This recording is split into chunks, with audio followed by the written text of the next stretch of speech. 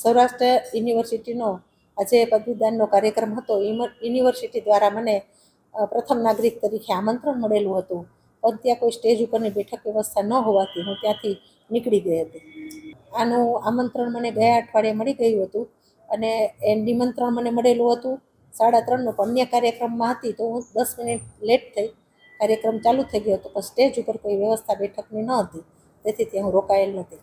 એને જાણતા તો કર્યું જ ન હોય. કદાચ સ્ટેજની વ્યવસ્થાની અંદર કોઈને જે કામ સોંપવામાં આવેલું હોય તેને નજરબાર આ કામ રહી ગયું હોય તો તે એની ભૂલ છે. રજૂઆત કરવાની આમ કાંઈ જરૂર છે નહીં, કેમ કે અંતે તો કાર્યક્રમ આપણો જ છે.